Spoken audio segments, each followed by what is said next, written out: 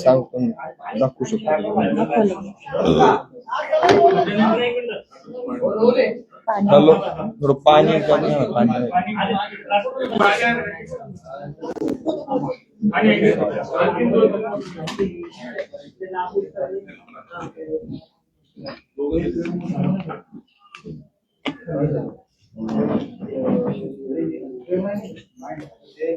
लागेल का सांगा.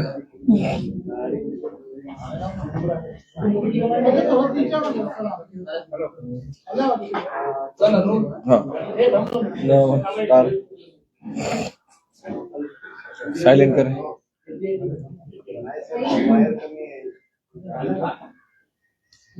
रोल करे काय भूमिका आहे तुमची उमेदवारी भरला होता नंतर मागे घेतलाय का आजचं सगळं सगळी प्रोसेस झाली काय ती. मी या सगळ्या प्रक्रियेमध्ये काही गोष्टी थोड्या सांगू इच्छितो. आमच्या दोघांचा विवाह झाला. दोघांची पक्षीय भूमिका तुम्ही सर्वांनी पाहिली. तुमच्या मीडिया प्रतिनिधींनी अतिशय प्रेम केलेलं आहे या सगळ्या संघर्षामध्ये. माझा संघर्ष 2 व्हीलर पासून इथपर्यंत तुम्ही पाहिला. हिचा संघर्ष बाकी महाराष्ट्रातल्या मीडियाने पाहिलाय. परंतु हे तो असं होत असताना आम्ही प्रत्येक जण प्रत्येक भूमिकेशी प्रामाणिक राहिलो.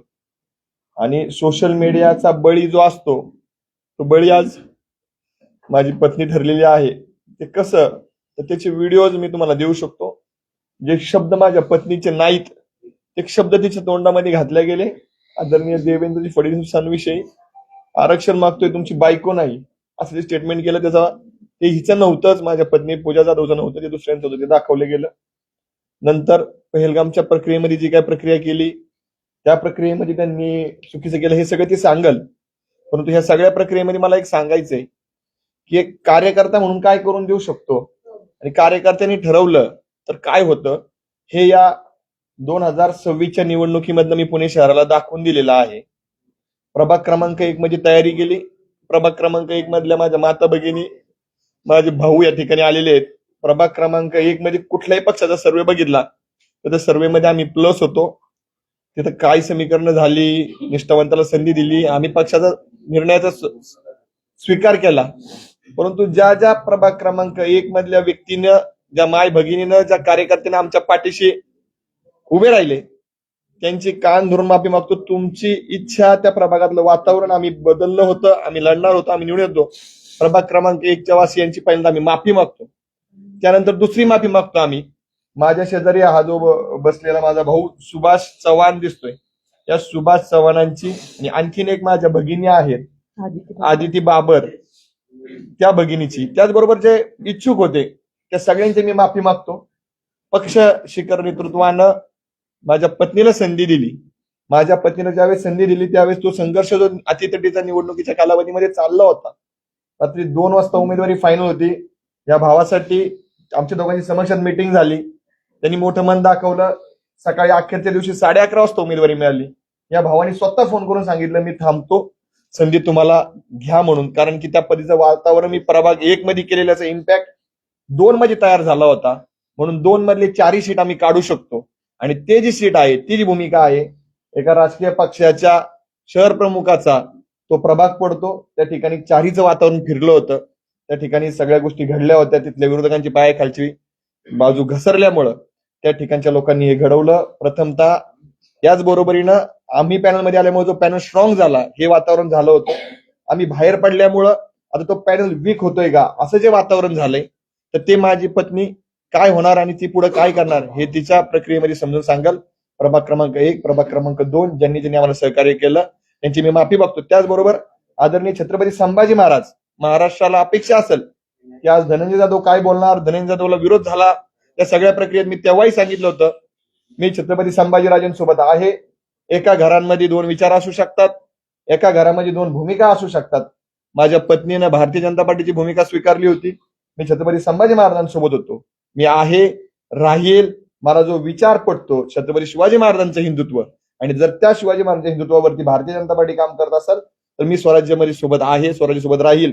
पण आपसूक कुठं ना कुठं तरी ती पॉझिटिव्ह वेव्ह च्या माध्यमातून आपण सहकार्याच्या भूमिकेत राहतो. देवेंद्रजींनी मराठा आरक्षणात काय केलंय, त्यांच्या सरकारने काय केलंय हा विषय बोलण्याचा इथं नाही, परंतु त्या सगळ्या भूमिका माझ्या पत्नीला माहिती आहेत. संभाजीराजेंनी मला या सगळ्या प्रक्रियेमध्ये जे काय मला त्रास दिला नाही किंवा मला जे काय सामावून घेतलं तिच्यासाठी मी पळत होतो, त्यावेळेस त्यांच्यावर जो काही प्रेशर होता तो त्यांनी सहन केला, मला समजून घेतलं, त्याबद्दल मी त्यांचे आभार मानतो. मी तुमच्याशी प्रामाणिक आहे महाराज साहेब, तुमच्याशी प्रामाणिक राहील. सविस्तर सगळी भूमिका पुढे सांगतील, परंतु संघ प्रक्रियेमध्ये देखील आमच्याविषयी चुकीचे मेसेज गेले. त्या चुकीच्या मेसेज मधले आमच्या खऱ्या प्रतिक्रिया समाजासमोर येण्यामध्ये आमचे बंधू तुषारजी दामगुडे यांनी मोठी भूमिका, त्यांच्या अनेक सहकार्यांनी भूमिका पार पडली. त्याबद्दल मी त्यांचं देखील, आम्ही दोघं नवरा बायको आभार मानतो. तुम्ही खऱ्याच्या पाठीशी राहिलात, त्याचे पुरावे आपल्याकडे आहेत. ती पूजा तिच्या वक्तव्यामध्ये सांगेल. थँक्यू सर्वांची, कार्यकर्त्यांची मी माफी मागतो. हा लढा असाच चालू राहील. तुम्ही जे ताईच्या पाठीमागे राहणार, जे ताईच्या राहतील ते माझ्यासोबत आहेत, ते माझ्यासोबत राहतील. ताई, आजचा दिवस माझ्यासाठी खूप अवघड दिवस आहे. मला हे सगळं बोलत असताना माझा मागच्या 10-12 वर्षाचा संघर्ष आठवतोय. मी बीड जिल्ह्यातल्या गेवराई तालुक्यातल्या गोदाकाठच्या निरगाव या अत्यंत छोट्या गावामध्ये जन्मलेली मुलगी होते. माझ्या कुटुंबाला कुठलीही राजकीय पार्श्वभूमी नाही. माझे वडील साधे ग्रामपंचायतचे सदस्य सुद्धा नाही, पण मी जे शेतकऱ्यांसाठी काम करत होते त्याच्यामुळे मला वयाच्या 21व्या वर्षी पंचायत समिती सदस्य म्हणून त्या ठिकाणी निवडून दिलं गेलं. आणि मला शेतकऱ्यांच्या वेदना कळल्या, कारण की मी शेतकऱ्याच्या पोटची होते म्हणून.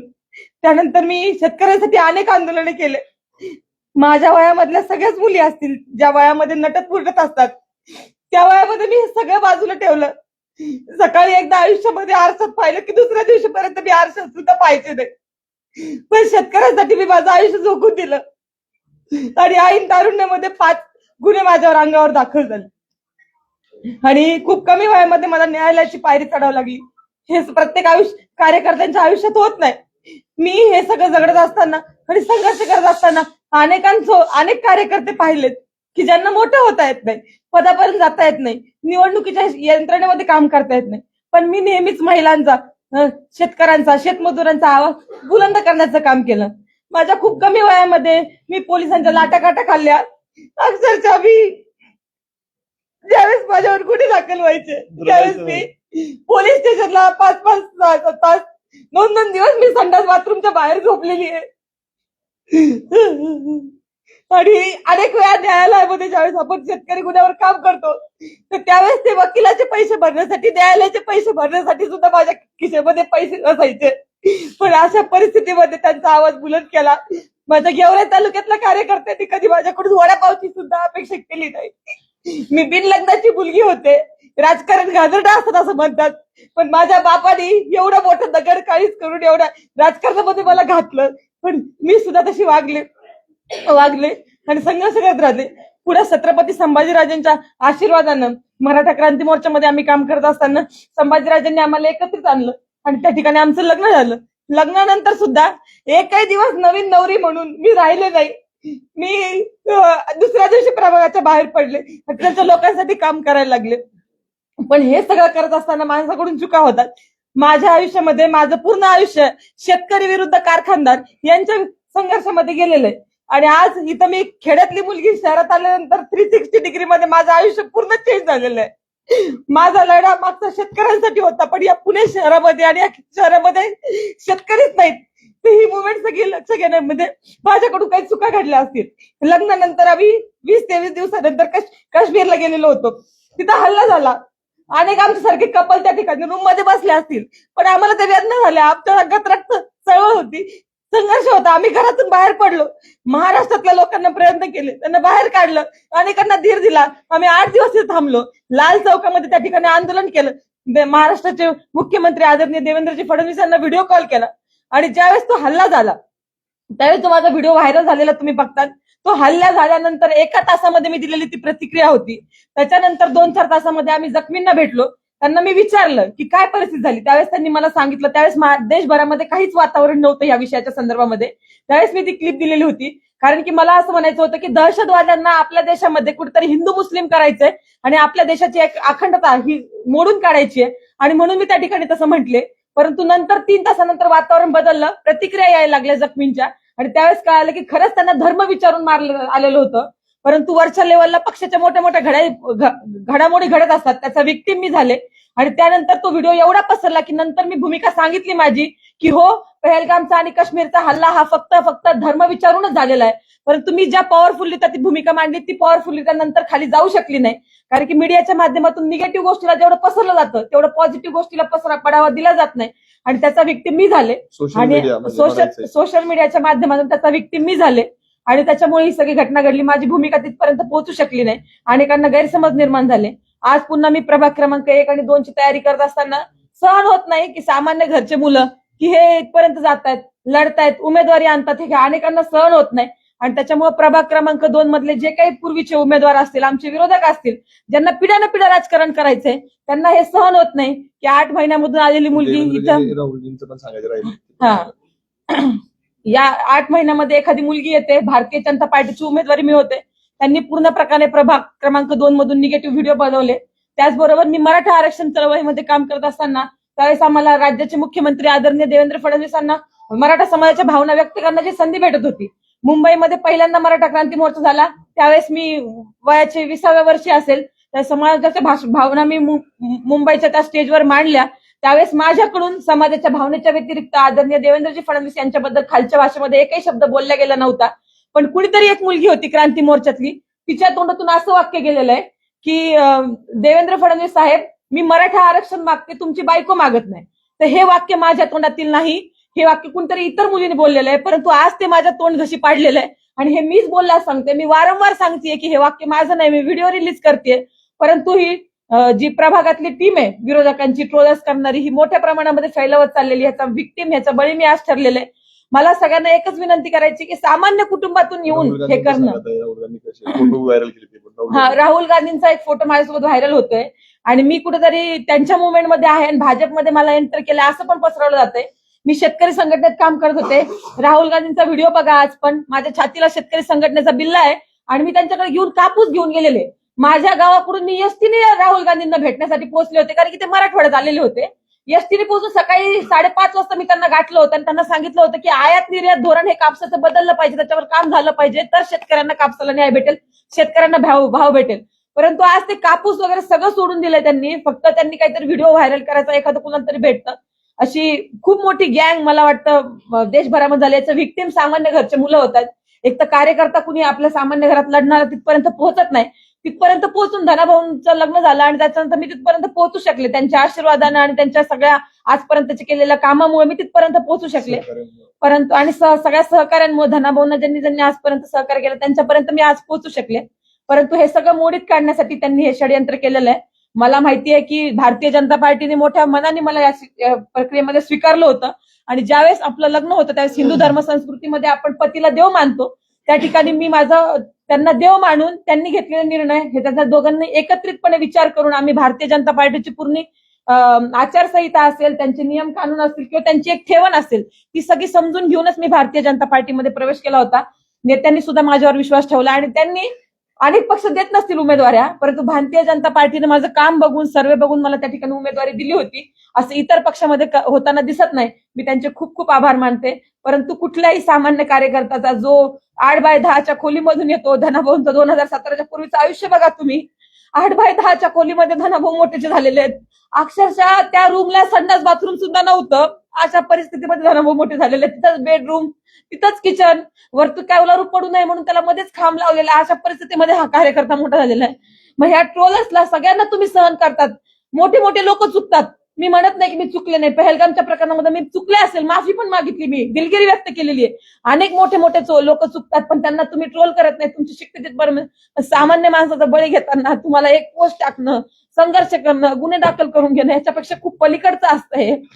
जस्ट मोबाईल हातामध्ये घेऊन पोस्ट टाकणं, ती व्हायरल करणं एवढं सोपं हे आयुष्य नसतं. मुलीचं तरी कायमच नसतं. आणि मला असं वाटतं की ते तुम्ही सगळेजण केलं तर तुम्ही यशस्वी झाला. माझ्याशिवाय दुसऱ्या कार्यकर्त्याचं तुम्ही बळी घेऊ नये. पण जसा माझा बळी गेलाय, मला जाणीव आहे की प्रभाग क्रमांक 1 मध्ये मी तयारी करत होते, पण प्रभाग क्रमांक 2 मध्ये ज्यावेळेस मला उमेदवारी भेटली त्यावेळेस सुभाष भाऊ चव्हाण असतील, माझी छोटी बहीण म्हणेल मी तिला, ती पण मी जशी बिना लग्नाची असताना राजकारण करत होते, बिना लग्नाची बापाच्या आधाराने राजकारण करणारी आदिती बाबर, तिला ही उमेदवारी भेटणार होती, पण ती मला भेटली. ती माझी बहिणीसारखी आहे, मी तिच्या वेदना कळू शकते. ती सुद्धा एका लढणाऱ्या बापाची मुलगी आहे. तिच्यावर माझ्याकडून अन्याय झाला, तिचे मी खूप खूप मागे मारते. पण भविष्य काळामध्ये जिथं कुठं मला यांना संधी देण्याचा प्रयत्न होईल त्यावेळेस मी सक्षमपणे माझा सगळा त्याग करून त्यांच्या पाठीशी उभा राहील. आज असं म्हणलं जाते की प्रभाग क्रमांक 2 मध्ये ह्यांना पॅनल कमकुवत करायचा होता म्हणून त्या ठिकाणी केलंय. पण मला त्या प्रत्येकाला सांगायचंय, मग राहुल दादा जाधव असतील, सुधीर वाघमोडे असतील आणि त्याचबरोबर आमच्या रेणुकाताई चलवादी असतील, या सगळ्यांना प्रभाग क्रमांक 2 मधल्या नागरिकांनी उचलून धरलं पाहिजे, यांच्या पाठीशी उभं राहिलं पाहिजे आणि यांना 15 तारखेला कमळ या चिन्हावर मतदान केलं पाहिजे. हे सगळं बाजूला सांगून मला एकच सगळ्यांना विनंती करायची आहे की मी भारतीय जनता पार्टीची आता कार्यकर्ता झालेली आहे. मी या पक्षामध्येच काम करणार आहे. सगळ्या संघ परिवाराने मला मोठ्या मनाने समजून घेतलं. अतिशय चांगली लोक आहेत ती, त्यांनी माझी भूमिका समजून घेतली आणि त्यांच्यासोबत मला काम करायचं. संघ परिवाराने मला समजून घेतलं आणि महाराष्ट्रामधल्या हिंदुत्ववादी संघटनांनी सुद्धा मला विनंती करायची की इथून पुढच्या काळामध्ये मला हिंदुत्वासाठी, मी स्वतः हिंदू आहे, हिंदुत्वासाठी मला काम करायचं. तुम्ही सगळ्यांनी मला सामावून घ्यावं. आणि खेड्यातली मुलगी आहे मी, चुकली असेल, शहरातल्या सगळ्या गोष्टी समजून घ्यायला मला वेळ लागेल, मी ते समजून घेईल, ही चळवळ समजून घेईल, संघ परिवार समजून घेईल, हिंदुत्व काय ते समजून घेईल आणि तुमच्या मार्गदर्शनाखाली इथून पुढच्या माझ्या आयुष्याची वाटचाल करेल. झालेल्या सगळ्या चुकांबद्दल मी माफी मागते आणि शहरात आणि राज्यात त्याचबरोबर जिथं जिथं भारतीय जनता पार्टीच्या कार्यकर्त्यांना माझी गरज असेल तिथं मी जीवाचं रान करणार आहे. मला माहिती आहे की आम्हाला मराठवाड्यामध्ये म्हणायचे की आपली मराठवाड्याची शेतकऱ्याची वाघीण आहे, परंतु वाघीण ज्यावेळेस जखमी झालेली असते तर त्यावेळेस ती अतिशय जोमाने काम करते. तसंच भारतीय जनता पार्टीचे सगळे उमेदवार निवडून जाण्यासाठी मी जोमाने काम करणार. मी जसं स्वतःसाठी लढले असते त्याच्यापेक्षा जास्त मी त्यांच्यासाठी लढणार. आमचे सगळे फाउंडेशनचे कार्यकर्ते, धनाभाऊंवर प्रेम करणाऱ्या माझ्या बहिणी, यांनी मी अतिशय नवीन असताना सुद्धा माझ्यावर बहिणीसारखं प्रेम केलं. त्यांचे ऋण मी आयुष्यात विसरू शकत नाही. मीडिया बंधू, माझ्या पाठीमागे आतापर्यंत आयुष्यात अनेक वेळा तुम्ही उभा राहिल्यात, त्याच्याबद्दल मी तुमचे चरण धरते, तुमचे आभार मानते. भविष्य काळामध्ये सुद्धा तुम्ही या पुण्याच्या शहरामध्ये, मोठ्या शहरामध्ये जे कधी पाहिलं नव्हतं आपण शहर, त्याच्यामध्ये तुम्ही मला सामावून घ्याल, त्याबद्दल खूप आभार मानते. धनाभाऊ, राजकीय आयुष्य आपल्या दोघांचं आहे, पण माझ्यामुळं किंवा आपल्या एकत्रित येण्यामुळं तुमच्या राजकीय कारकिर्दीला काही झालं असेल किंवा होते, त्याबद्दल मी तुमची बायको म्हणून तुमचे शरण धरून तुमचे खूप खूप आभार मानते. तुमचे लढणारे कधी रडत नाहीत. आयुष्यात मी तुला सांगितलंय रडायचं नाही, लढायचं. तर माझी माफी मागण्यापेक्षा पक्ष नेतृत्वाला तुझ्यामुळे जो काही त्रास झाला असेल त्यांची माफी मागणं उचित वाटतं आणि तू त्यांच्यासाठी तुझा घेतलेला पुढचा लढा तुला. पण एक पती कसा असावा, म्हणजे अनेक वेळा राजकारणात महिला आहेत, पती पुढे राजकारण करतो, महिला मागे राहते. पण धनाभाऊ विषयी सांगायचंय मला की त्यांनी कधी पण स्वतः मागे राहिले आणि तू आरक्षणावर महिलांचं लढतीये ना, तर तू समोर फ्रंट आली पाहिजे, ज्यांच्यासोबत काम केलं पाहिजे, त्यांच्या प्रश्नाला तू भिडली पाहिजे. आरक्षणातली बाहुली म्हणून त्यांनी माझा कधीच वापर केला नाही किंवा त्यांचा पुरुषार्थ कधी त्याच्यामध्ये आडवा आला नाही. त्यांचे चरण धरते मी. एकच राहिलाय फक्त एक मुद्दा, एकच राहिला एक मुद्दा. महाराष्ट्रभरातनं आमच्या प्रगतीवरती, आमच्या सामाजिक कामावरती अनेकांनी वेगळ्या प्रतिक्रियेनं गेले 6 महिने माझ्या प्रभाग क्रमांक 1 मधल्या राजकीय विरोधकांना याच पत्रकार संघाच्या प्रिमायसेस मध्ये एक कुरघोडी केली. या ठिकाणी त्यांनी चुकीच्या पद्धतीने माझ्याविषयी नरेटिव्ह पसरवला. त्या व्यक्तीपासून तर माझ्यासोबत आजवर मैत्री म्हणून केलेल्या माझ्या मित्रांनी अनेकांनी सहकार्य केलं. अनेक काही मित्र माझ्यापासून दुरावून राजकारणाच्या प्रतिष्ठेपायी त्यांनी वेगळी भूमिका घेतली. त्या सगळ्यांना, त्यांच्या कुटुंबियांना माझा सल्ला आहे, राजकारणामध्ये स्वकर्तृत्वानं कष्टानं पुढे यायचं असतं. कोणाला तरी मिळालेलं हिरावून घेण्यासाठी, कोणाला तरी मिळतंय म्हणून त्यांना बदनाम करण्यासाठी, कोणाची सुपारी घेऊन किंवा गट्स नसताना राजकारणामध्ये पुढे येऊन कोणाला संपवण्याचा प्रयत्न करू नका. थोड्या वेळासाठी आज झोपताना तुम्ही आनंदी झोपाल, परंतु ईश्वर नियतीचा नसेल तरी तुम्हाला माफ करणार नाही. प्रभाग क्रमांक 1 असो, प्रभाग क्रमांक 2 असो, माझ्यासोबत राहिलेले सगळ्यांचे आभार. ज्यांनी 8 महिन्यामध्ये काय माझे केले या पत्रकार संघातल्या सगळ्या लोकांना माहितीये. तुमच्यामध्ये माझ्याविषयी रोष निर्माण झाला असेल, तुमची परत माफी मागतो. परंतु माझ्या बाबतीत जे घडलं ते कोणाच्या बाबतीत घडवण्यामध्ये समर्थन देऊ नका. ज्या 1 मधल्या व्यक्तीनं हे केलं त्याला 1 मधल्या लोकांनी पाडावं आणि 2 मधल्या लोकांनी पण केलं त्यांनाही पाडावं आणि 8च्या 8 कमळ त्या 2 प्रभागांमध्ये उमलावेत ही अपेक्षा व्यक्त करतो. जे चुकलेत त्या 2 महिन्यात त्या मित्रांना देखील सल्ला आहे, ज्यांनी मदत केली त्यांनाही सल्ला आहे. मी तुमचाच आहे, मी तुम्हाला काही दुजा भावाची वागणूक देणार नाही. पण परत काम करा आणि संधी मागा, कोणाच्या पाठीत खंजीर खुपसू नका. आता आम्ही लढणार नाही आहोत. आता पूर्णपणे मी प्रभाग क्रमांक 1 मध्ये 4 उमेदवारी अर्ज दाखल केले होते. त्याच्यामध्ये 1 अर्ज हा धनाभाऊंचा होता, 3 माझे होते. आम्ही प्रयत्न करत होतो, परंतु नंतर शेवटच्या टप्प्यामध्ये आम्ही प्रभाग क्रमांक 2 साठी अर्ज भरला. ते सगळे अर्ज आम्ही आता मागे घेतलेले आहे. पुणे महानगरपालिकेच्या निवडणुकीमध्ये आम्ही कुठेही उमेदवार नसणार आहोत आणि त्यामुळे आम्ही भारतीय जनता पार्टीचे जे उमेदवार पक्ष जशी जबाबदारी दिली तिथं निवडून आणण्यासाठी प्रयत्न करणार आहोत. विशेष जबाबदारी प्रभाग क्रमांक 1 आणि 2 ची आमच्यावर असणार आहे. ह्या देशातलं हिंदुत्व टिकवण्यासाठी नरेंद्रजी मोदींनी जे प्रयत्न केलेले आहेत आणि मराठा आरक्षणासाठी देवेंद्र फडणवीसांनी जे प्रयत्न केलेले आहेत त्या साहेबांचे आदेश मानून मी भविष्य काळामध्ये हिंदुत्वासाठी काम करणार आहे आणि भारतीय जनता पार्टीच्या कोर टीम मध्ये येऊन काम करणार आहे. जर भारतीय जनता पार्टीकडून कुठलाही दबाव वापरला गेला नाही, कारण खरं तर दबाव तर त्यांना असता किंवा पहिला त्यांनी उमेदवारीच मला दिली नसती. हा सर्वस्वी निर्णय माझा होता. मी घेतलेल्या भूमिकेमुळे काही पक्षाच्या जागांवर अडचण निर्माण होते की काय असा प्रश्न निर्माण झाला होता. मला असं वाटतं की मी एकटी निवडून येण्यापेक्षा भारतीय जनता पार्टीचे अनेक लोक त्या ठिकाणी सभागृहामध्ये बसणं मला गरजेचं वाटलं आणि त्याच्यामुळे स्वतः जबाबदारी स्वीकारून माझ्या मागच्या आयुष्याची जबाबदारी स्वतः मी स्वीकारली आहे आणि मी त्याग करण्याचं ठरवलेलं आहे आणि मी त्याग करेल. मी तरुण आहे आणि याच्यामध्ये काही दिवस काळ जातील पण माझी त्याच्यासाठी तयारी आहे.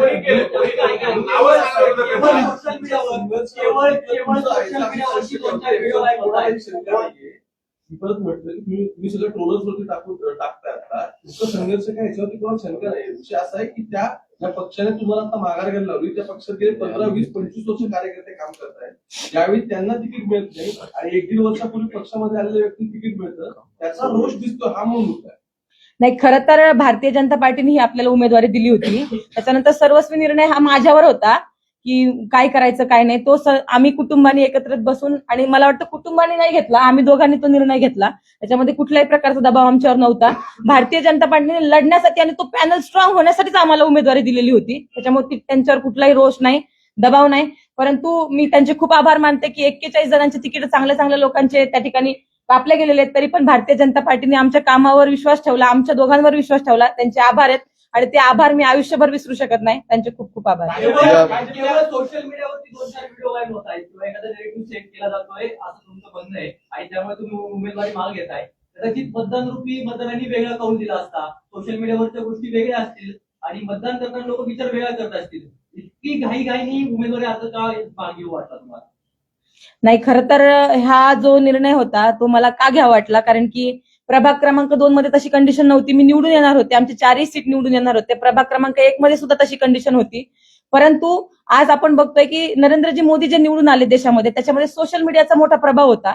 आजची तरुण पिढी ही सोशल मीडियावर खूप भाळलेली आहे आणि तिथं वातावरण असं निर्माण होत होतं की हिंदुत्वाला कुठेतरी डॅमेज करण्यासाठी यांना घेतलंय का आणि ज्या एजेंड्यावर भारतीय जनता पार्टी लढते तोच एजेंडा जर आपण तिथं धक्का लावणार असेल, तो धक्का माझ्याकडून तर लागणार असेल, तर असा डाग पक्षामध्ये प्रवेश करत असताना आणि वर्षाच्या पहिल्या दिवशी माझ्यावर नको होता मला आणि म्हणून मी हा निर्णय घेतलेला आहे. देवेंद्र फडणवीसांशी काही बोलणं झालं का तुमचं? कारण तुम्ही पक्षश्रेष्ठींनी कुठलाही दबाव आणला नाही म्हणताय.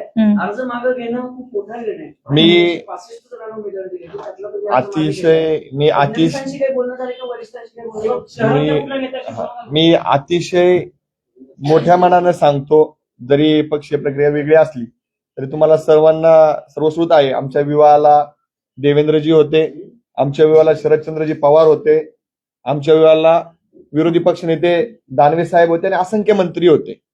हे सांगायचं कारण असं की माझे अनेक राजकीय नेते मंडळींसोबत चांगले संपर्क आहेत. हा निर्णय होत असताना ज्यावेळी ती मुवमेंट अतिशय मोठ्या प्रमाणात वाढली तेव्हा पक्ष नेतृत्वाला जर त्रास होत असेल, पक्ष डॅमेज होत असेल, तर या पुण्यनगरीचं चांगलं काम करणारं नेतृत्व म्हणजे आदरणीय मुरलीधर मोहोळ असतील, आमच्या वडगाव श्री विधानसभा मतदारसंघाचे जगदीशजी मोळीक असतील, त्याचबरोबर मंगेशदादा गोळे आमच्या त्या भागात काम करतात ते आहेत, शहर नेतृत्व अध्यक्ष सगळी मंडळी आहेत आणि देवेंद्रजी आहेत. या सगळ्या लोकांना स्वयंप्रेरणेनं आम्ही सांगितलं की आज रोजी तशा पद्धतीचा मेसेज माझ्याकडे आहे. ताईचं म्हणणं आहे पार्टी फर्स्ट, आम्ही थांबतो. माझा मोबाईल आता माझ्याकडे नाही. पार्टी फर्स्ट ती म्हणतीये. देवेंद्रजी तुमच्या चेहऱ्याला आमच्यामुळे जर डाग लागत असेल, टॅग करणाऱ्या व्यक्तींना ते देवेंद्रजी आणि मुरलीधर मोहोळ या 2 लोकांनी निर्णय घेतला का म्हणून त्यांना टार्गेट केलं. परंतु आमचा निर्णय, जसं मला त्या दादांनी विचारलं की अनेकांची उमेदवारी कापल्यान तुम्हाला काय मिळाली, सर्व्हेमध्ये आमचं नाव होतं. सर्व्हेनुसार आम्ही भारतीय जनता पार्टीचे विचार स्वीकारले होते. आम्ही त्या भागामध्ये केलेलं हिंदुत्वाचं काम, अनेक यज्ञ महायज्ञांपासून तर लोकविकासाची कामं, 5 कोटींचा विकास निधी, पुण्यातला एकमेव उमेदवार असेल किंवा महाराष्ट्रातला एकमेव उमेदवार असेल, निवडणुकीच्या आधी 5 कोटींची विकास कामं या प्रभाग क्रमांक 1 ला मिळालेली आहेत. मित्रांनो, हे 5 कोटीची विकास कामं आणत असताना मला याच शासनाचं सहकार्य झालं होतं. त्यामुळे मी प्रभागामध्ये निवडून येण्याच्या क्रायटेरियामध्ये का आलो, ताई निवडून येण्याच्या क्रायटेरियामध्ये का आली, विकास कामं केली म्हणून, आणि ते शासनाचं बजेट होतं. एवढी मदत जर शासन आम्हाला निवडून येण्याच्या क्रायटेरियामध्ये येण्यासाठी करतंय, तर आम्ही स्वयंस्फूर्तीने त्यांना संपर्क केला. आम्ही त्यांना सांगितलं, आजही त्यांनी तुझ्या चुकीच्या व्हिडिओ व्हायरल करतात, ते चुकीचं घडतंय हे मला माहितीये, तुम्ही निर्णय घ्याल तो आम्हाला मान्य असेल असं पक्ष नेतृत्वाने सांगितलं. पण स्वतः मी एक पत्नी कशी असावी, दुसऱ्यांवर अन्याय होऊ नये म्हणून माघार काय घ्यावी, हे या वाघिणीने दाखवलंय. मी माझ्या वतीनं, माझ्या मित्रांच्या वतीने तिचा आभार व्यक्त करतो आणि आम्हाला कोणी दबाव टाकणार मुद्दा नाही. असा आहे पूजा आणि धनंजय, तुम्ही एकटे नाहीत, परस्पर विरोधी भूमिकेतनं दुसऱ्या पक्षात गेलं. यापूर्वी अनेक लोकांनी वेगळी राजकीय भूमिका असतानाही भाजपमध्ये आल्यानंतर त्यांचं पुनर्वसन व्यवस्थित झाले. तुम्हाला दोघांनाच का टार्गेट केलेलं, याच्यामध्ये कोण आहे, तुम्ही नावं घेऊन सांगा. भाजपच्या अंतर्गत अनेक प्रयत्न झाले, त्यांना काय टार्गेट केलं? मी स्पष्ट सांगतो, मी आता काल मी तक्रार केलेली, उत्तर देतो तुमचं. मी काल तक्रार केलेली आहे, मला प्रश्न कळाला, मी काल तक्रार केलेली आहे. पूर्णपणे प्रभाग क्रमांक 2 मध्ये fake narrative, fake media agency लावलेल्या आहेत. त्या एजन्सी कोणाच्या आहेत याचे पुरावे माझ्याकडे आहेत. शिवसेना 02 म्हणजे काय, तर शिवसेना प्रभाग क्रमांक 2, आणि त्या ठिकाणी कार्यकर्ता शिवसेनेचा तो टाकणारा नाहीच आहे. राष्ट्रवादी काँग्रेस पक्षाच्या कार्यकर्त्यांना पेड एजन्सी देऊन फेक अकाउंट खोललं आणि त्याच्यावरनं सुरुवात झाली. त्याच्या पुराव्यानिशी आम्ही तक्रार केली. म्हणजेच कोण, तर पुणे शहरातली राष्ट्रवादी काँग्रेस पार्टी, राष्ट्रवादी काँग्रेस पार्टीचे त्या भागातले सगळे नेतृत्व, सगळे उमेदवार, या सगळ्या मंडळींना त्या ठिकाणावरनं ते पेरायला सुरुवात केली. आणि नावं ही तुम्हाला सर्वांना माहिती आहेत. त्या भागातला माजी नगरसेवक असतील, ते आदरणीय असतील माजी नगरसेवक, आताचे सगळे उमेदवार यांनी मिळून ते षडयंत्र केलं. संघाच्या प्रतिनिधींपर्यंत आम्ही ते पोहोचवलेलं आहे. त्यामुळं आम्ही बळी फक्त ठरलोय खोट्या ट्रोलरचा. परंतु कोणते ट्रोलर्स, तर प्रभाग क्रमांक 2चे. आणि त्यानंतर जसं पूजानी सांगितलं की तिची भूमिका पहिली गेली, दुसरी गेली नाही. आज अनेक मोठ्या मोठ्या मीडिया प्लॅटफॉर्मवरती आमच्याविषयी पहिल्या टप्प्यात निगेटिव्ह आलं, पण जेव्हा आमचे खुलाशाचे व्हिडिओ त्यांच्याकडे गेले, त्या सर्व मीडिया पेजेसचे मी आभार मानतो. त्यांनी नंतर आमची सकारात्मक भूमिका घेतली. पण आमच्याविषयी सकारात्मक वातावरण झाल्यानंतर सुद्धा आम्ही थांबायचा निर्णय घेतला. तो म्हणजे एका चेहऱ्यामुळं, एका नगरसेवक पदासाठी भारतीय जनता पार्टी सारख्या पक्षाला जर आमच्यामुळे वेदना होणार असतील, देवेंद्रजींना वेदना होणार असतील, मुरलीधर मोहोळांना वेदना होणार असतील, या सगळ्या गोष्टी झाल्यानंतर आज देखील ते आमच्या सोबत राहिले होते. आम्ही स्वयंस्फूर्तीने निर्णय घेतलाय आणि तसा SMS माझ्या मोबाईलमध्ये आहे, मी तुम्हाला ते दाखवू शकतो. पण त्या खासगी गोष्टी आहेत आमच्या, त्यामुळे तुम्ही तेवढ्या गोष्टी ओपन करा असं विनंती करू नये. त्यामुळं तुम्हाला आणखीन काय विचारायचं विचारा. फक्त 2 अजित पवार राष्ट्रवादी. आम्ही खरं तर तुमच्या भावनेचा आदर करतो, पण तुम्ही असं म्हणतात की प्रस्थापित जे नेते आहेत त्यांचा मी बळी ठरलो. दुसरी गोष्ट म्हणजे आताच तुम्ही 8 महिन्यापूर्वी भाजपामध्ये प्रवेश केला पूजा ताईंनी. निवडणूक होण्याच्या पूर्वी तुम्ही खरं तर 5000 किलो मटण वाटलेलं होतं. त्या मटणाच्या जे पोस्टर लिहिलं, त्या पोस्टरवर एकीकडे मुरलीधर मोहोळचा फोटो होता, त्यामुळे दुसरीकडे तुमचा फोटो होता. म्हणजे तुमच्या घरामध्ये 2 मतप्रवाह आहेत. आता तुम्ही म्हणतायत की मी स्वराज्य सोबत आहे. नक्की तुम्ही स्वराज्य संघटनेसोबत आहात? मला अपेक्षित होता हा प्रश्न येणं, आणि हे जे राजकारण तेव्हा पण घडलं ते याच गोष्टीमुळे घडलं. तुम्हाला सर्वांना माहिती असेल, आमच्या भागातले, त्याचबरोबर पुणे शहराचे राष्ट्रवादी काँग्रेसचे शहर प्रमुख सुनील टिंगरे यांचा आखाड मेळावा हा अनेक वर्षांपासून पुणे शहरामध्ये चर्चेत असतो. लाखो रुपयांचा खर्च त्या आखाड मेळाव्याला होतो, आणि आखाड मेळाव्याला खर्च होत असताना माझी तेवढी कॅपॅसिटी नाही, पण स्पर्धा माझी त्या प्रभागामध्ये आहे. लाखो रुपये ते खर्च करू शकतात. त्या ठिकाणी चेहरे पाहून इन्व्हिटेशन दिलं जातं.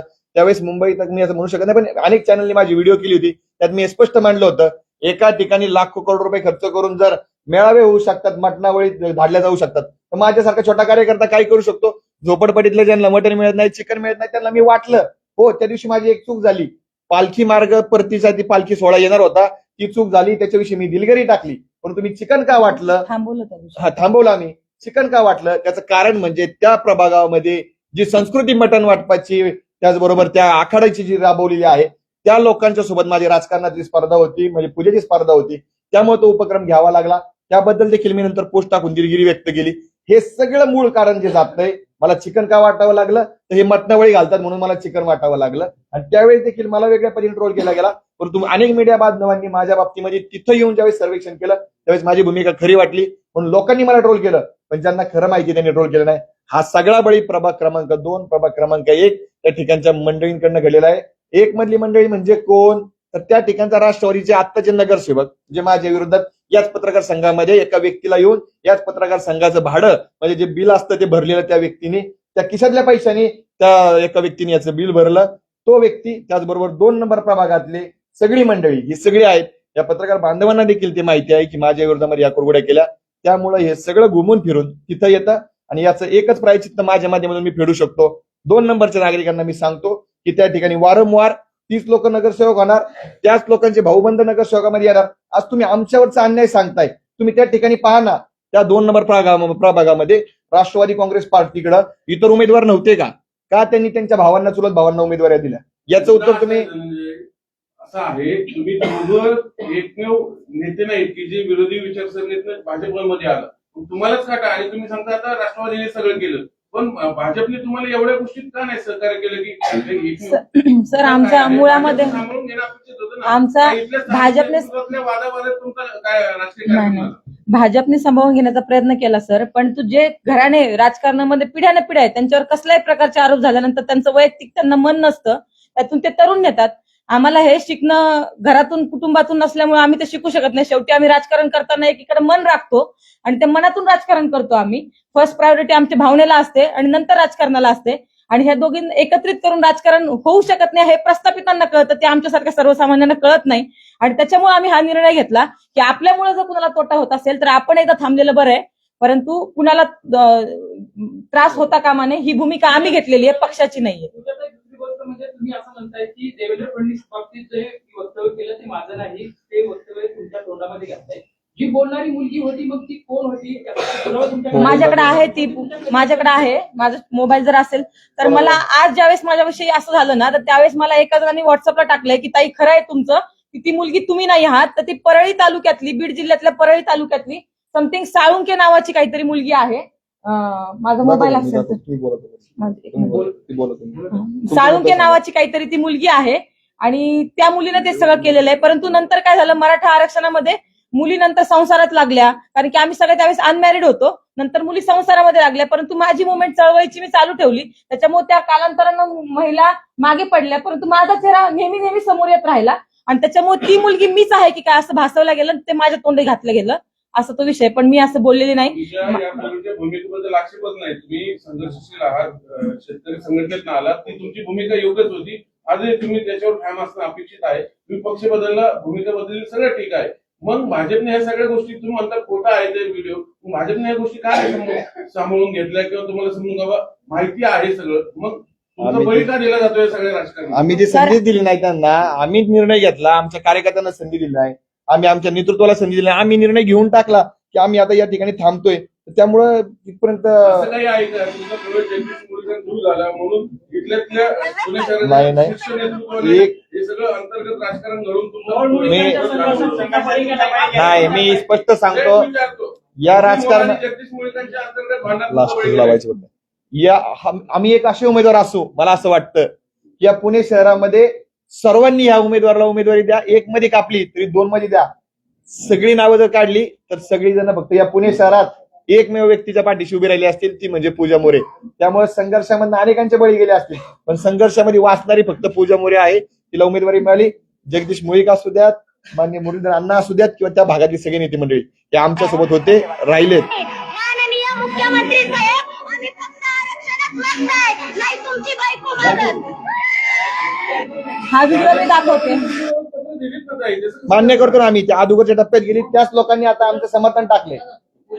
हे बघा, हे ऐका. आरक्षणात मत नाही तुमची बायको मागत. मी पूर्वी भाजपमधून इच्छुक होते. माझा प्रवेश कुठल्याही प्रकार झालेला नव्हता. माझ्या त्या दिवशी उमेदवारी अर्ज मला भेटला त्यानंतर माझा भाजपमध्ये प्रवेश झालेला आहे आणि त्याच्यानंतर या घटना घडलेल्या आहेत सगळ्या. मी भाजप पक्षाकडून पूर्वी इच्छुक होते पण भाजपने मला स्वीकारलेलं नव्हतं. ते 2 दिवसापूर्वी स्वीकारलं गेलं ज्यावेळेस मला उमेदवारी अर्ज भरला आणि त्याच्यानंतर या सगळ्या घटना घडलेल्या. पण ताई एवढा मोठा पक्ष, एवढा मोठे सर्वे करणारा पक्ष, त्यांना माहित असेल ना का तुमच्या बाबतीत अशा पद्धतीचं ट्रोल होऊ शकतं. हो, नव्हतंच होणार. त्या गोष्टी हाच मुद्दा आहे. एवढं सॉरी एवढं सांगून पण आता फक्त तुम्ही सर- तुम्ही म्हणताय का आमच्यामुळं काही लोकांचं बळी जाऊ शकतो म्हणून आम्ही सर मी सांगू शकतो सर, मी तेच उत्तर देतो. एवढं सांगून पण आता सुद्धा पिक्चर क्लिअर होत नाहीये. आता सुद्धा क्लिअर होत नाहीये ती महिला ही नाहीच आहे हे आम्ही सांगतोय. मग पहलगामच्या प्रक्रियेमध्ये तिथली झालेल्या प्रतिक्रियेनंतर आमची दुसऱ्या तासाला आलेली प्रतिक्रिया आणि चौथ्या तासाला आलेली प्रतिक्रिया हे पहा. म्हणजे लोकांना होतंय काय, खोटं फास्ट पसरतंय आणि खरं लोक स्वीकारायलाच तयार नाहीयेत. आता तुम्ही देखील आमच्या प्रतिक्रिया 5 मिनिटांनी तुमच्याकडे देतो. पहलगाम अटॅक नंतर जो हल्ला झालेला आहे तो हिंदू धर्म विचारूनच मारलेला आहे आणि ज्यांनी मारलं त्या पाकिस्तानचा मारणाऱ्यांचा निषेध करते. ही भूमिका व्यक्तिगत यांनी मांडली आणि संघ म्हणून शेजारून पूजाताईंविषयी निगेटिव्ह भूमिका या तुषारदादांनी मांडली. पण तुषारदांची भूमिका त्यावेळेस बरोबर होती आणि पूजाताईंनी त्यावेळेस भूमिका घेतल्यानंतर त्यांनी देखील मान्य केलं की पूजाताईंनी मांडलेली भूमिका त्यावेळेची योग्य होती, नंतरची. बरोबर आहे का तुषारदादा? ते सेम डेचा व्हिडिओ आहे. त्यामुळं या सोशल मीडियावर तुम्हाला आज ट्रोलिंग झालेलं आहे, यापूर्वी झालेलं आहे. त्यापूर्वी तुम्ही समोर येऊन सगळे खुलासे केले. मग आत्ताच असं काय भाऊ केला गेला की तुमचं पाच मिनिटं आपल्याला- अहो. तुम्हाला एक मुद्दा लढायचा होता, तो कामाला गेला, दोन मध्ये टाकलं गेलं. हे कोण करतंय सगळं? सगळं झालं असं सिद्ध होतंय का? मी तेच सांगतो. माझं अनेक मोठ्या सोशल मीडिया किंवा थिंक टँक मध्ये काम करणाऱ्या लोकांसोबत बोलणं झालं. ते म्हणले की तुमची ज्यावेळेस पहिली प्रतिक्रिया आली ते पाहून आम्हाला संताप वाटला, आम्ही व्यक्त झालो. मग त्यांना ज्यावेळेस आमची दुसरी प्रतिक्रिया गेली कमेंटमध्ये त्यावेळेस ते म्हणले आम्ही चिंतन केलं हे चुकीचं वाटलं म्हणून आमची भूमिका बदलतो. पण त्या कालावधीमध्ये एवढा वेळ गेला होता, नॅशनल लेवलला ट्विटरवर चालू झालं होतं. काँग्रेस हे सगळे याच्यामध्ये इन्व्हॉल्व्ह झाले, बाकीचे लोक इन्व्हॉल्व्ह झाले. सुरुवात प्रभाग 2 मधनं झाली, पण ते हिंदी मीडिया असू द्यात, हिंदी प्लॅटफॉर्म असू द्यात, ट्विटर असू द्यात, त्यामध्ये ट्रेंडिंगला चाललं आणि ते थांबवणं इतक्या सोपं नाहीये म्हणून आम्हाला थांबावं लागलं. हे स्पष्ट पद्धतीने राष्ट्रवादीवर आरोप करताय, तुम्ही ज्या राष्ट्रवादीवर आरोप करताय तुम्ही अजित पवारांनाही भेटले तिथे भेटत नव्हते ते. हा मग का कोणी ऐका ना, या तुम्ही आता म्हणता हिंदुत्वाची भूमिका घेतली, आम्ही सोबत राहणार. जर तुम्हाला माझ्यासोबत- तुम्ही नेमकं विचारायचे माझ्यासोबत बालाजीराव, माझ्यासोबत त्यावेळेस एक व्यक्ती होते. आम्हाला जर उमेदवारी मिळत नाहीये तर त्या व्यक्तीला उमेदवारी मिळावी अशा प्रक्रियेच्या त्या ठिकाणावरती आम्ही गेलो होतो. त्या व्यक्तीलाही मी तुम्हाला भेटून देईल. ते व्यक्ती त्या ठिकाणी सतीश मस्के मग तेच सांगतो. सतीशजी मस्के तेच सांगतो. बालाजी दादा, सतीश मस्के त्या भागातले जे आहेत ते देखील त्या प्रभागामध्ये इच्छुक होते. आम्हाला ज्या व्यक्तीनं आमचं तिकीट कापलं राष्ट्रवादी काँग्रेसच्या त्या व्यक्तीला उमेदवारी मिळू नये आणि सतीश मस्के हे त्या भागातला प्रामाणिक कार्यकर्ता आहे राष्ट्रवादी काँग्रेसचा, त्यांना संधी मिळावी अशा पद्धतीची भूमिका मी घेऊन गेलो होतो. ते मी नाकारत नाही. ते का गेलो होतो तर मला जास्त बोलायला लावू नका. याच पत्रकार संघातनं काही पत्रकारांनी माझा खुलासा न घेता माझ्या विरोधामध्ये बातम्या लावल्या होत्या आणि त्याचा आतापर्यंत प्रायश्चित्त आलेलं आहे. सतीश मस्केंसोबत तुम्ही बोलू शकता. तुम्ही खुलासा द्यायचा लगेच द्यायचा. तुम्ही म्हणता 15 दिवसांना घ्या. स्पष्ट नाही घ्या. सतीश- फोन केले तुम्हाला आणि सांगितलं आणि समजावलं. संभाजी महाराज तुम्ही असा आरोप करू नका. तुम्ही स्पष्ट सांगा. मी स्पष्ट सांगतो.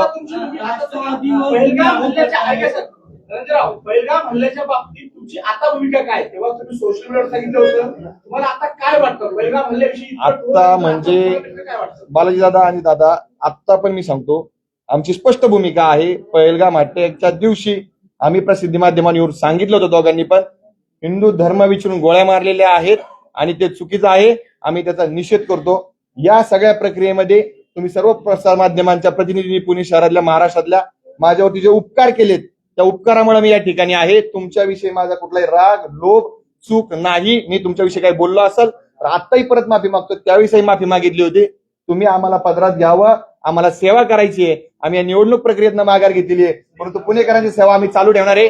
अखेरचा मुद्दा करून आपण पूजा मोरे यांना बसल्यामध्ये आता बघतोय आपण. नाही, तुम्ही सांगा तुम्हाला काय वाटतं? तुम्ही जेव्हा जम्मू काश्मीर जाऊन जी काही भूमिका व्यक्त केली होती त्या भूमिकेशी तुम्ही आता सहमत आहात का? पहिलगाम मध्ये जे झालंय तुम्ही म्हणला तसंच काय झालं होतं का? आता काय वाटतं? नाही, त्यावेळेसच मी माझी भूमिका स्पष्ट केली होती की जो दहशतवादी हल्ला झालाय पहलगामचा तर तो फक्त आणि फक्त धर्म विचारूनच झालेला आहे. परंतु ज्यावेळेस तो हल्ला झाला त्याच्यानंतर पहिल्या 1 तासामध्ये आम्ही तिथे होतो. त्यावेळेस ती माझी जी प्रतिक्रिया आलेली होती त्या प्रतिक्रियेमध्ये मला असं सांगितलं गेलं होतं किंवा तसं वातावरण होतं की आपल्या देशामध्ये 2 विभाग झाले पाहिजे म्हणून दहशतवादी वेगवेगळ्या पद्धतीचे प्रयत्न करतायत. म्हणून मी तिथं प्रतिक्रिया दिली होती की असं काही व्हायला नाही पाहिजे, आपला देश हा अखंड राहायला पाहिजे. पण ज्या वेळेस आपल्या पुण्यातले काही लोक तिथं होते आणि त्यांना मारलं गेलं त्यावेळेस मी त्यांना स्वतः जाऊन भेटले. त्यावेळेस त्यांनी सांगितलं की हो, की आपल्याला हिंदू म्हणूनच विचारलंय. त्यावेळेस मी माझी लगेच प्रतिक्रिया दिली होती की हो, पहलगामचा जो अटॅक झालेला आहे तो हिंदू म्हणून आणि धर्म विचारूनच झालेला आहे. माझी ती भूमिका त्यावेळेस सुद्धा होती, ती भूमिका आज पण आहे आणि ती उद्या पण राहणार आहे. आणि त्याच्यामुळे माझी ही भूमिका तुमच्या माध्यमातून सगळ्यांपर्यंत जावी असं मला वाटतं. आणि ती त्यावेळेस सुद्धा मी मांडली होती, पण त्याला जास्त व्हायरल केलं नाही लोकांनी. धन्यवाद. तुम्ही शेतकरी चळवळीत काम केलेलं आहे. शरद जोशी म्हणायच्या देशात भारत आणि इंडिया 2 प्रवर्ग आहेत. तुम्ही खेड्यातून शहरात आल्या, अजूनही शहर खेड्यातल्या मुलींना स्वीकारत नाही असं वाटतंय का? आणि विशेषतः भारतीय जनता पक्ष नाही, स्वीकारणार नक्की. मी इथे आल्यानंतर तुम्हाला सांगते, आज शहरातल्या महिलांच्या डोळ्यामध्ये माझ्यासाठी पाणी आहे आणि मी खेड्यातली मुलगी आहे म्हणून पाणी आहे त्यांच्या डोळ्यामध्ये. प्रत्येकाची ती नाळ असते, ती माझी नाळ आहे.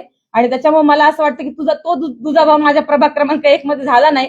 आज ज्यावेळेस मला उमेदवारी नाकारली त्यावेळेस ज्या महिलांचं पूर्ण आतापर्यंतचं आयुष्य हे शहरामध्ये गेलेलं आहे त्यांच्या सगळ्यांच्या डोळ्यामध्ये पाणी आहे. मागं पण त्यांच्या डोळ्यामध्ये पाणी आहे. आता सुद्धा प्राणी त्याच्यामुळं उलट ही जी दरी निर्माण होती, शरद जोशी साहेब सांगतात, ही दरी कमी करण्याचं काम भविष्य काळामध्ये मला करायचंय. शहरातला माणूस हा खेड्यामध्ये गेलाच पाहिजे, खेड्यातला माणूस सुद्धा शहरामध्ये गेलाच पाहिजे. आपण माणसं आहोत शेवटी आणि ती एकत्र आलीच पाहिजे असं मला वाटतं आणि ते करण्याचं काम आहे. देशात बघून तुम्हाला तिकीट नाकार तुम्ही असे मागे घ्यायला लावतो, त्या भाजपसोबत जाण्यात तुमचा राजकीय निर्णय तुम्हाला असं वाटत नाही? आम्हाला आम्ही एवढ्या वेळेस सांगतोय, आम्ही निर्णय आम्ही घेतलाय. भाजपने उमेदवारी दिली, आमच्या अर्धवट भूमिका गेल्यात, त्यानंतर हे झालंय. त्यामुळं आता आमचे बरेच सगळे मुद्दे वारंवार आम्ही पूर्ण केलेले आहेत. तुम्ही जे सहकार्य केल्याबद्दल धन्यवाद, आभार व्यक्त करतो. 2014 मध्ये भारतीय जनता पक्षाने ट्रोलरची गँग ही सगळी बाजारात उतरवली होती. त्याच ट्रोलर गँगचा बळी भारतीय जनता पक्षाला बसलाय का? आणि नाही, बळी नाही. भारतीय जनता पार्टीचे जे काही सर्व सीट निवडून येणार होते त्याच्यापेक्षा जास्त येतील आणि त्याच भारतीय जनता पार्टीसाठी पूजा ही पुणे शहरात सगळीकडे काम करताना दिसेल. धन्यवाद. विकासाचं धोरण काय असणार आहे? तुमच्याकडे पद नसणार आहे, नगरसेवक पद नसणार आहे, बाकीचं काही नसणार आहे. पक्षाचं निवडणुकीतून तुम्ही माघार घेतली आहे. आता विकासाचं धोरण काय असणार आहे तुमचं? लढताना 2 प्रकारे आपण लढू शकतो. विकासात्मक सभागृहामध्ये जाऊन लढाई लढू शकतो आणि नाहीतर जनसामान्यामध्ये जाऊन त्यांचे प्रश्न आपण मांडत राहू शकतो. त्याचे विविध माध्यम आहेत. प्रत्येकच लढणारा कार्यकर्ता काही सभागृहात जातो अशी काही गोष्ट नाहीये, परंतु तो त्याच्या पद्धतीने लढत राहतो. तर आमच्या असणाऱ्या अंतर्भूत कौशल्याचा वापर करून आम्ही तिथल्या जनतेला न्याय देण्याचा प्रयत्न करू. मग ती लढाई एक वेळेस रस्त्यावरची असेल तर रस्त्यावरची लढू, ती सभागृहातली असेल तर सभागृहातून आमचा पिंड आम्ही सोडणार नाही. आणि 5 कोटी निवडून येण्याच्या आधी नाही शब्द वगैरे 5 कोटी बजेट आम्ही निवडून येण्याच्या आधी आणलं होतं. प्रभाग 1 आणि प्रभाग 2 मध्ये मिळून 10 कोटी पुढच्या पंचवार्षिकला नगरसेवक झालो नाही तरी पहिल्या वर्षात आणू, हा शब्द या ठिकाणी देतो आणि थांबतो. धन्यवाद. जय हिंद, जय महाराष्ट्र.